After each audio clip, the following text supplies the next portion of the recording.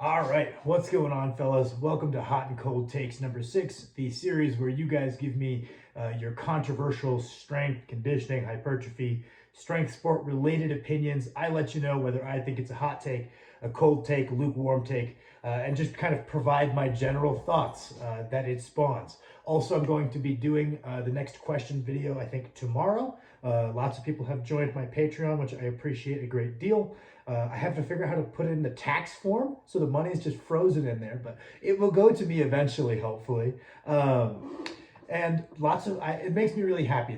There's lots of good questions in there now. I can tell that I've attracted people who are similar to me, people who just like their training. They like thinking about their training, not necessarily because they're terrified that they're doing something wrong, but because they enjoy their training, and people like thinking about things that they enjoy.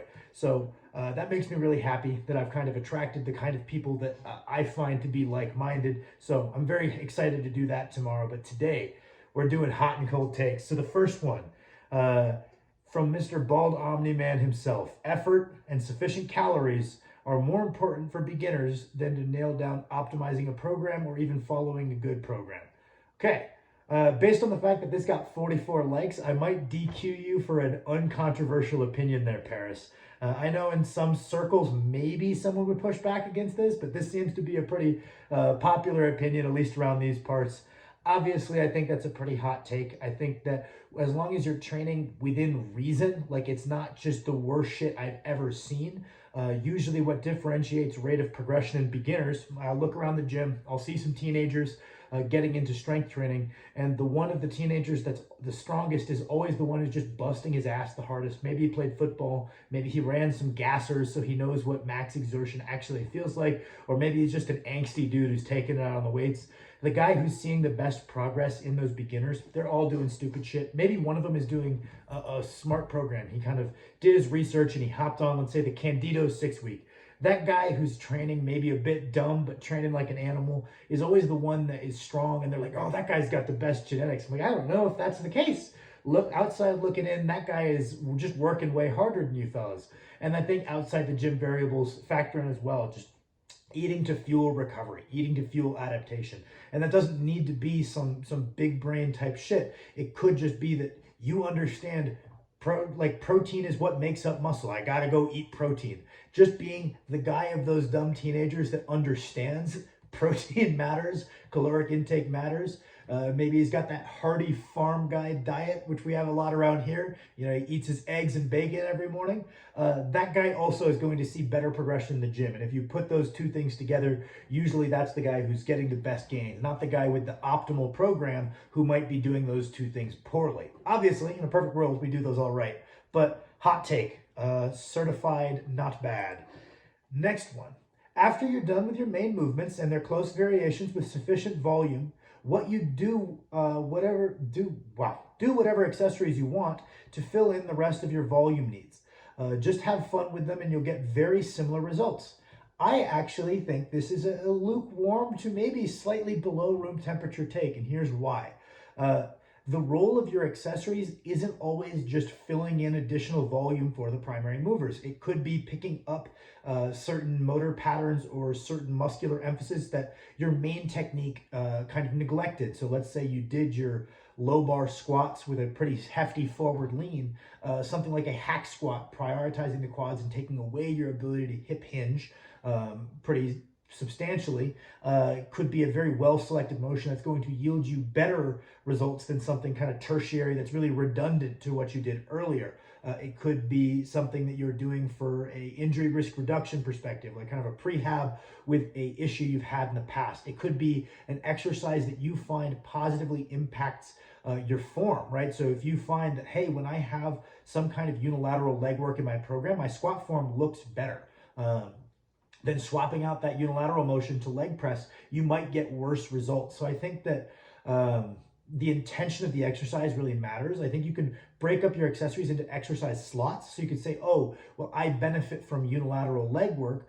It doesn't seem to matter what unilateral leg work it is. So within that slot we have created, I think you could interchange them, do the things you enjoy, because you're going to work hard at the things you enjoy, but they have to fit the criteria of the exercise slot. And you should be able to articulate a reason for each of the exercise slots. It could just be extra volume, as you're saying, right? So let's say my tricep press downs, for example. That's how I like to fill up my additional tricep volume. That exercise slot is just extra tricep volume that doesn't thrash my elbows. That's what it is. I could rotate to a myriad of other things, and I do think I would enjoy similar results. So we can swap things out within a specific exercise slot, but without those slots, and we just did things willy-nilly with the assumption that's all just hypertrophic volume, I think we could miss out on some easy gains. Lots of people find that if we're doing lots of other things well, small changes can end up being big results. I think that small changes generally lead to like small results for the most part. But when someone is doing their outside the gym variables well, they're doing sufficient volumes, intensities, and frequencies on their main lifts, they're continuing to improve their technique, their intensity is good, they're nailing everything, just the inclusion of a small, well-selected accessory that maybe it's just getting you more familiar with this position, or it's that unilateral work, or it's some calf work to improve your ankle mobility, that can have like a chain effect that ends up driving a great bit of forward progress that blocks. So I think that having well-selected exercise slots does matter quite a bit. Some people go really crazy with how much thought they're putting into their accessory selection. Like some people will say, oh, do it with this cadence because this energy system is more relevant to your deadlift, or so on and so forth. Some people try to mimic all of their positions.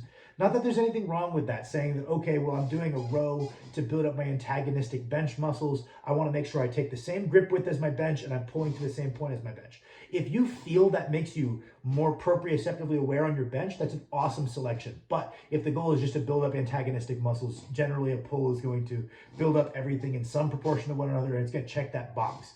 So how much thought you put into each one kind of varies from person to person, but I do think the exercise slots cannot be exchanged and have that similar of results. So the next one, the biggest limiting factor isn't physical but mental. Thoughts like I've done enough reps / weekly sets, or I can get by without upping the weight, are literal gains goblins. So first half of that sentence, the limiter is more often mental than it is physical. Yeah, I made a video talking about yesterday how I feel one of the things that limits, the end result people see is just who quits, which has nothing to do with physical like makeup, right? So I think that on some level, yeah, I think it's a little cheesy. It's kind of a cliche, like, oh, the only limit is mental. Not necessarily true. There are physical limitations that we work within, but most people are being held back by something that comes ultimately back to their mentality or their adherence before they're limited by their physicality, for sure. There's a little disagreement in the comments because he was saying that thoughts like I've done enough weekly reps / sets, or I can get by without upping the weight, are literal gains goblins. Someone objected and said that they found those things helpful for just kind of keeping them in, let's just say, the pocket, right? Kind of keeping in that range of training that's really hard but can be recovered from sustainably. So not so hard that we're going to overaccumulate fatigue and inevitably need to deload, but not so far under that it's pointless. And I think that just varies by the person. And I think it depends on what you identify as your kind of natural propensities. Some people they just overdo it. I've got a guy, coach named Kevin. I'm going to start doing a video series kind of breaking down some of the unique programming aspects of some of the guys I coach, highlighting some of them because they're good guys. They're doing good work. They're strong. I think you guys might want to see them. Well, Kevin is the biggest chronic overworker I've ever seen. While he was finishing up med school or whatever the hell he was doing,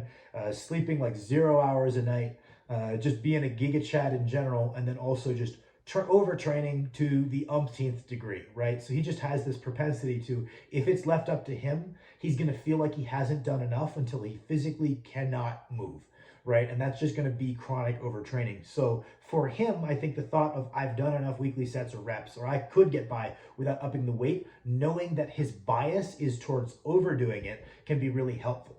But if you're someone who's identified, hey man, realistically looking back at my training, I have a propensity towards justifying underdoing it, then I think you're absolutely right. Those thoughts could just be rationalizations of your own bias, which is underdoing it. So identifying what kind of person you are goes a long, long way. I'll say, because you're one of those people probably, and you've probably identified this well for yourself, I'm going to give you a certified, pretty warm take. I think that as long as you acknowledge that other people have different tendencies, then all good take.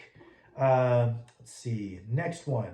I may have dropped this in an earlier one, but I think social media has served as a bad influence for some people in terms of it being the reason they're getting into strength training. I think that social media influence would steer newer lifters into hitting max effort lifts more often than necessary just for views or likes to get traction in the algorithm. This, in turn, would slow their progress and cause their interest to burn out quicker than it would if they were genuinely passionate about strength training and their own progress, regardless of social media. I'm aware that there are some very informative people on social media that work to counter this, and that social media has its place in giving new lifters a spotlight for their hard work. I just don't think it should be the sole reason people lift and can steer novice lifters in the wrong direction. So first of all, no, this is not a controversial take. Everybody shits on these kids for lifting just for internet clout. I don't know if anybody is going to disagree with you, but I'm going to disagree with you. I don't know if there's a good reason or a bad reason to lift. There's a good reason for me to lift. There's a bad reason for me to lift. Who the hell am I to say what a good reason? Like if chasing internet clout via the most roundabout way of lifting weights is what brings this kid fulfillment in life, fucking go for it. I guess I don't believe I'm in a position to be the arbiter of what's a good and bad reason to lift. I'm just happy people are lifting because it's also something that I enjoy.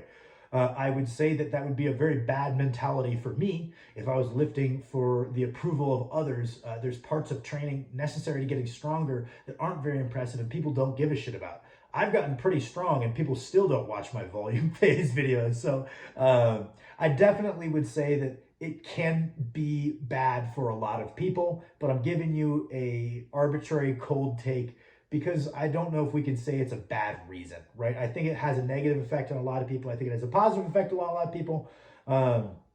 Actually, I think I'm going to pick the last one because there is one other comment that is very, very related to this. I'm going to see if I can find it here because I think that they tie together well. And rather than answering something twice,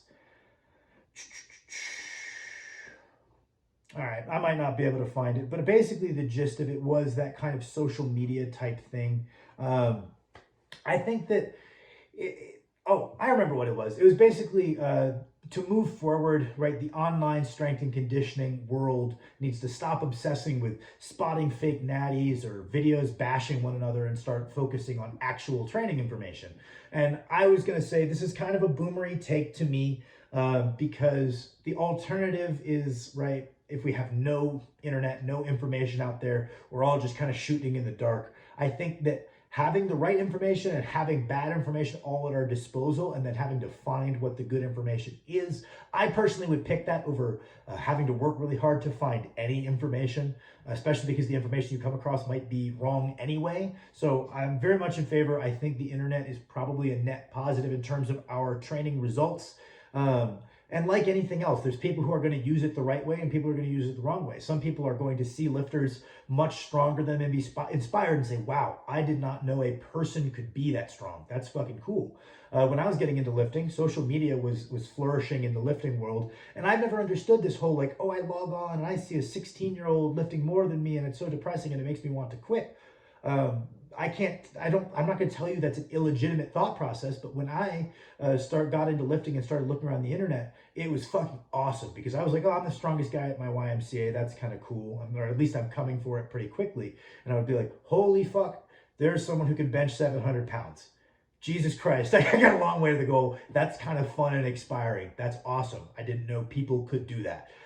So I think it depends how you see it when you look around at these high-level lifters.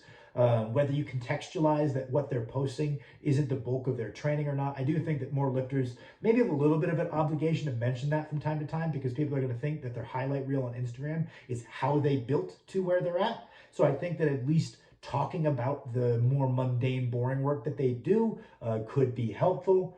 As far as the information goes, like I said, I would rather pick from a bunch of stuff and know that the good stuff is in there somewhere rather than have to seek out information with no guarantee that it's right. So I think we have a big advantage there. Some people are going to take it as an excuse to listen to people that fulfill their own biases in that bad information category. But just the same, back in the day, there was a bunch of people who were going to obsess about some other stupid shit, right? So yes, the mainstream of lifting culture is obsessed with like fake natty hunting and these controversies and these slander type videos, right? But there's always going to be a bunch of people who don't really care about the topic. They care about the drama associated with the topic. They just kind of like lifting. This is the social sphere they've ended up in, at least for the next couple of years. They're just going to watch the drama associated with the social sphere. And that's fine. They're coming and going, right? But there's always also, just like there were back in the day, there's going to be those of us who take it very seriously and really care about the nuances of it. And those of us, I would say that there's not much overlap between people who like my boring little channel and people who like those like big Greg Doucette drama type videos, like the expose type stuff. And that's fine. It's just different segments of a population. I don't think that it's going to change. So I think saying that it needs to change, I mean, it could be a hot take. I just don't see that being likely. If you look at any other field, it's very much the same way. You have this minority of people who are really focused on the nuts and bolts and getting better, and then this majority who's focused on just the personalities involved and the drama and the whatnot. Pardon me sounding like a boomer, but I don't know. I fall into the camp of thinking that social media is a net positive, because the people who are going to fuck around and do nothing use social media as their avenue to fuck around and do nothing, but they would have found a different avenue in the past. And those of us who are really interested in getting stronger and parsing stuff out, even if we're misled initially within our getting into the internet, we fall for one of the bad advice section, right? Eventually we figure it out and we start honing in on the good advice and learning from the smart people that we never would have had access to before. And we end up knowing far more than what we would have, even if initially we were led astray in our trying to learn what's going on. In a perfect world, that big majority of shit information doesn't exist, but there's just such a demand for it that it's always going to, or at least that would be my thoughts. So these are all the ones I'm gonna do for today. Probably gonna do another one of these pretty soon, because you guys left me a ton of actually controversial opinions to get through. Thank you very much.